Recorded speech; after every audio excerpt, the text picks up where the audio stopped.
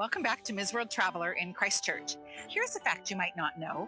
Christchurch has one of the purest, cleanest, highest quality water supplies in the world. Another interesting fact is that Christchurch has a temperate oceanic climate, which translates to moderate rainfall, moderate temperatures, and an average of snowfall only 3 times a year. We happen to be here in late November, early December, and the weather is comfortable for sightseeing and shopping with a light jacket. It's also a great time to meander through the botanic gardens with an interactive walking map, enjoying the exotic plants and mature trees, the conservatories, and the central rose garden.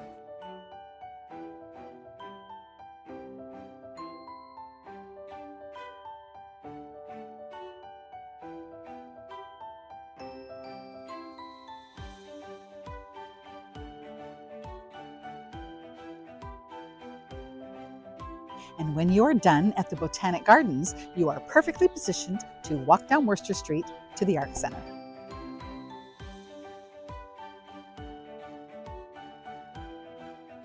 Formerly the University of Canterbury, there are 23 heritage buildings on the property that encompasses the Arts Centre, which were badly damaged during the earthquakes and are still under construction.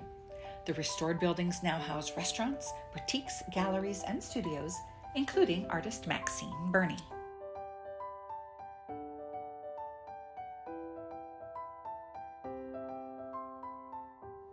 After 14 years at the Arts Centre, leading up to the 2011 earthquakes, Maxine Burney took the time during the long recovery to produce her art at home and sell mainly at exhibitions. But by the time COVID rolled around, she was tired of working on her own and came back to the Arts Centre, this time in a remodeled, larger and brighter space. With light pouring in the dramatic paned windows and high vaulted ceilings, it was the perfect place to reinvent herself, create, and showcase her multifaceted talents.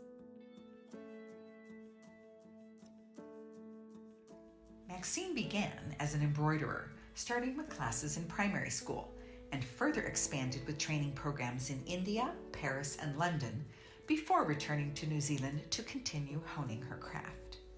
Dabbling over time in pastels, she moved on to paint as her main medium.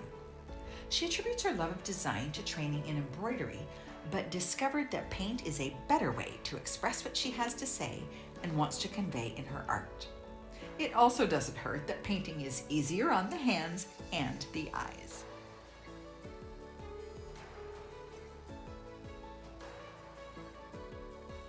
Gaining inspiration through her travels around the world and her love of symbolism, she utilizes varying styles, such as realism and impressionism, as well as common themes like hearts and boats in her work.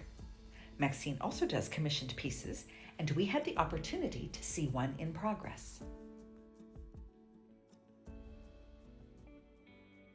So over here you have some pieces that you are in the process of working. Yes. What is this piece right here? This piece here is for friends actually, and I'm aware I'm in the dark, but this is Christchurch's iconic shag rock. So that's how it used to look. Okay, that's how it used to look pre-earthquake. That's how it looks. I took that photo probably about, I'm going to say, COVID, so maybe 3-4 years ago. So this is a commission for a couple. They're going to be walking along here with their dog along the beach. This is Sumner Beach.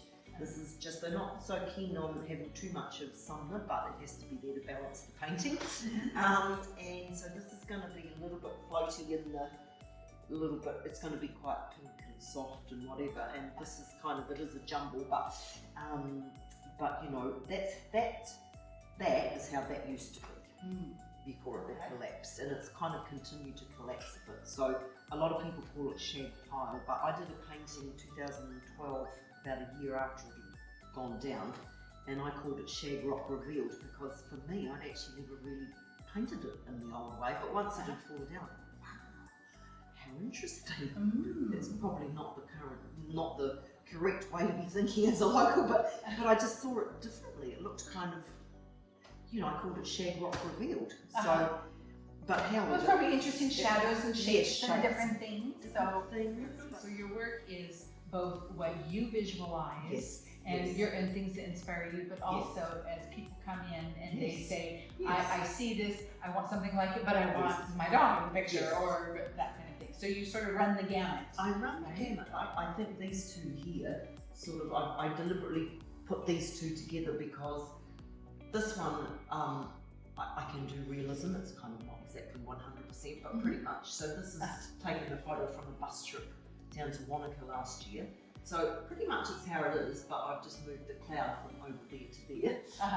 But I've put it next to this one, which is a very busy work. So I'm trying to kind of balance it out a wee bit.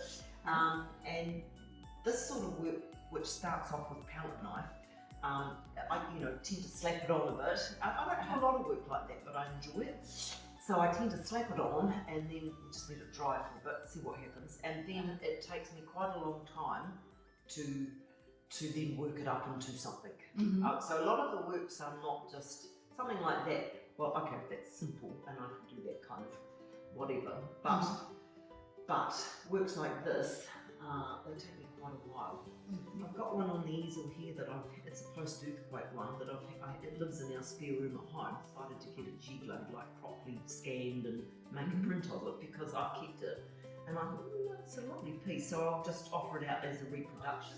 But because it's quite a busy work, I said to the lady that does the scanning, I'll just tweak it a little bit. But I've been tweaking it for 2 days just to kind of, just put that little extra line and all that bit of extra something. So I still haven't quite gone back to the scanning lady to get it done yet because and even when I get it scanned and done, I can still choose to change that original.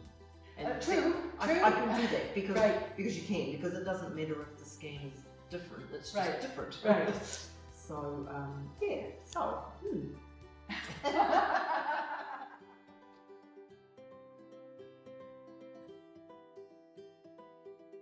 Nature, travel, dreams, and inner musings inspire Maxine Burney to create abstract paintings with symbolism and rich visual imagery.